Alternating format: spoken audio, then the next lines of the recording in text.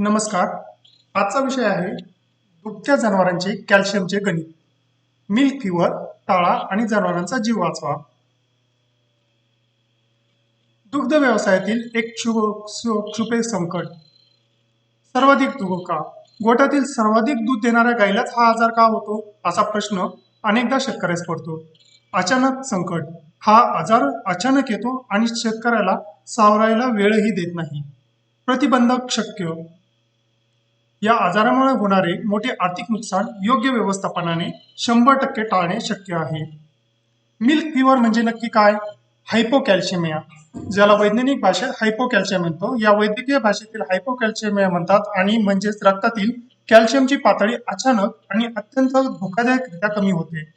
संसर्गजन्य आजार नाही. हा कोणताही जीवाणू किंवा विषाणूमुळे होणारा आजार नाही. गाय विते आणि तेव्हा तिच्या शरीरातील प्रचंड कॅल्शियमची गरज असते, ती पूर्ण न झाल्याने हा आजार उद्भवतो. गैरसमज. हा ताप नाही, अंग थंड पडते. नावात फिवर म्हणजे ताप असला तरी जनावरांचे शरीर गरम होत नाही. उलट या आजारात जनावरांचे अंग आणि कान शिंगे एकदम थंड पडतात. अंगात ताप नसतो, पण शरीरातील ताकद संपून भयंकर कमजोरी आलेली असते. यामुळे चुकूनही घरातील तापाच्या गोळ्या देऊ नका. या आजाराचा धोका कोणाला जास्त? जास्त दूध देणाऱ्या गाईला. जास्त दूध देणाऱ्या गाईला म्हणजे हाय मिल्क यील्डिंग काऊला, संकरित गाई जशा एचएफ, जर्सी आणि म्हशींना याचा सर्वाधिक धोका असतो. विशेषतः वयस्कर जनावरांमध्ये म्हणजे 3ऱ्या किंवा 4थ्या वेतातील गायींना जास्त धोका असतो. पहिल्या वेताच्या कालवडींना हा आजार सहसा होत नाही. आहारातील कॅल्शियमचे काम काय? कॅल्शियमचं काम काय? जनावरांमध्ये हाडाची मजबूती. कॅल्शियम केवळ हाडाच्या बळकटीसाठी नव्हे, तर शरीरातील सांगड्यांना योग्य आकार आणि आधार देण्यासाठी आवश्यक असते. स्नायूंचे कार्य. स्नायूंचे आकुंचन आणि प्रसरण करण्याचे म्हणजे उठाय बसायला ताकद देण्याचे काम कॅल्शियम करते. कॅल्शियम कमी झाल्यास स्नायू काम करणे पूर्णपणे थांबवतात. हृदय आणि पचन. पचनसंस्था सुरळीत ठेवणे आणि हृदयाचे ठोके नियंत्रित ठेवण्यासाठी रक्तातील कॅल्शियमचे ठराविक पातळी असणे गरजेचे आहे. कॅल्शियमचे बँक बॅलन्सचे गणित. नियमित खर्च, स्थिर बॅलन्स. रक्तातील कॅल्शियम म्हणजे तुमचा बँक बॅलन्स. दूध नसताना गाभण काळात रक्तातील कॅल्शियमचा वापर कमी होतो आणि त्याची शरीरातील पातळी स्थिर असते. अचानक आलेला मोठा खर्च. विल्यानंतर लगेच चीक तयार होणे हा शरीरातील अचानक आलेला खूप मोठा खर्च आहे, ज्यामुळे हा कॅल्शियमचा बँक बॅलन्स एका झटक्यात रिकामा होतो. संकटाची सुरुवात. चीक निर्मिती. 23 ग्रॅम कॅल्शियमचा निचरा. 10 लिटर चीक तयार करण्यासाठी जनावरांच्या शरीरातून अचानक 23 ग्रॅम कॅल्शियम ओढले जाते, पण गायीच्या रक्तात एका वेळी फक्त 9 ते 10 ग्रॅम कॅल्शियम उपलब्ध असते. इथे मागणी पुरवठ्यापेक्षा दुप्पट होते आणि रक्तातील कॅल्शियम एकदम संपून जाते. शरीर अचानक का कोलमडते? हाडातून कॅल्शियम. रक्तात कॅल्शियम संपल्यावर शरीर बँक EFD म्हणजे मोडल्यामुळे हाडातून तो काढण्याचा प्रयत्न केला जातो. तर आपल्या शरीरात जर कॅल्शियम नसेल तर आपल्याला फिक्स डिपॉझिट मोडावं लागतं. तर फिक्स डिपॉझिट मधनं हा कॅल्शियम बाहेर होतो. म्हणजे हा फिक्स डिपॉझिट कोणता? तर हा आपल्या शरीरातील हाडे हा कॅल्शियमचा फिक्स डिपॉझिट आहे, तर ते मोडावे लागते.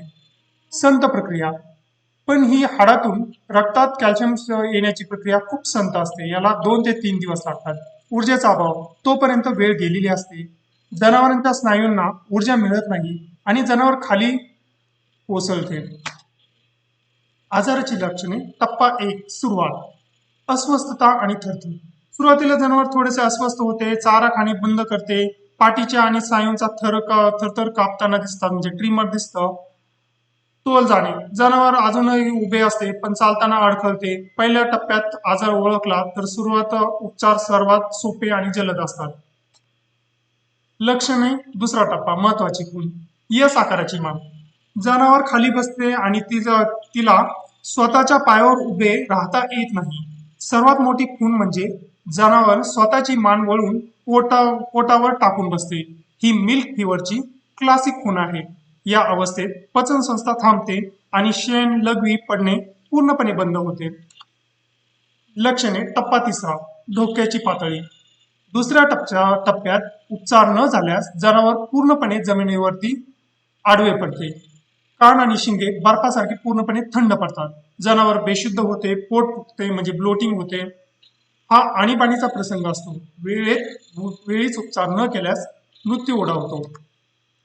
शेतकऱ्यांनी काय करू नये? धोका, जनावर खाली बसल्यावर त्याला बळजबरीने औषध, पाणी किंवा काढा पाजण्याचा प्रयत्न अजिबात करू नका, कारण जनावरांची गिळण्याची क्षमता गेलेली असते. पाणी थेट फुफ्फुसात जाऊन जनावर गुदमरून दगावू शकते. याला आपण आस्पायरेशन न्यूमोनिया म्हणतो. बायोकेमिस्ट्रीची म्हणजे जीवरसायनशास्त्राची मदत कशी होते? आजार आधीच ओळखा. रक्त चाचणीचे महत्व. आजार झाल्यावर उपचार करण्यापेक्षा तो येऊच न देणे हे खरे शहाणपण आहे.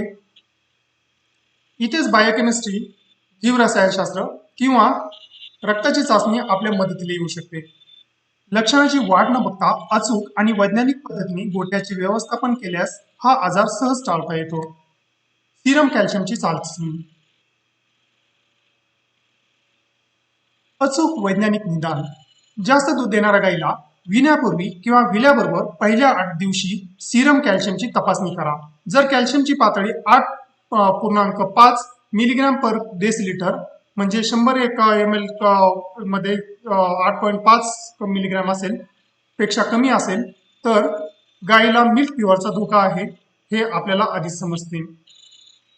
तर त्यासाठी ही मिल्क सिरम कॅल्शियमची चाचणी करा की जेणेकरून तुम्हाला समजेल की सिरम कॅल्शियम हा 8.5 मिलीग्रॅम पर डेसिलिटर पेक्षा कमी आहे की नाही. प्रतिबंधात्मक उपाय. विण्यापूर्वीच काळजी. कॅल्शियम कमी द्या. विण्यापूर्वी शेवटच्या 3 आठवड्यात म्हणजे ट्रान्झिशन पिरियडमध्ये गाईला आहारातून जास्त कॅल्शियम अजिबात देऊ नका.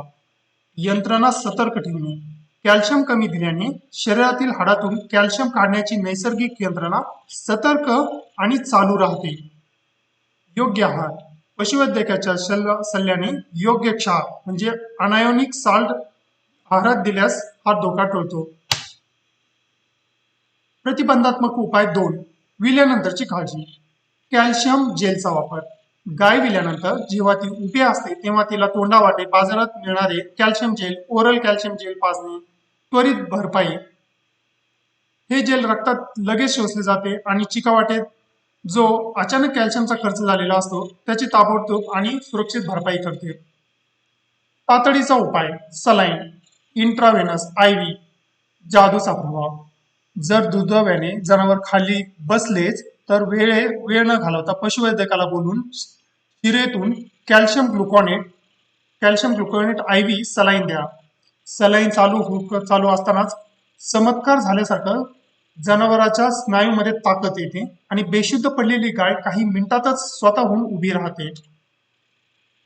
आजाराकडे दुर्लक्ष करण्याचे गंभीर परिणाम. जेर न पडणे. कॅल्शियम नसल्यामुळे गर्भाशयाचे स्नायू काम करत नाही आणि जेर अडकून राहते. जेर अडकून राहणे यालाच आपण रिटेन्ड प्लासेंटा असे म्हणतो. मस्टायटिसचा धोका. सडाचे स्नायू सैल पडल्याने जंतू आतमध्ये जातात आणि मस्टायटिस म्हणजे सडाचा आजार ज्याला आपण दगडी म्हणतो असाही होऊ शकतो. आर्थिक नुकसान. गायीचे दूध उत्पादन कायमचे घटते आणि भविष्यातील प्रजननाच्या अनेक समस्या निर्माण होतात. धन्यवाद. तर शेकडो रुपयांची रक्त चाचणी वेळेवर केली तर लाख मोलाच्या गायीचा जीव आणि व्यवसाय सुरक्षित राहतो. लक्षणावरून अंदाज बांधण्यापेक्षा पशुवैद्यकाचा सल्ला आणि योग्य निदान यावरती भर द्या. धन्यवाद.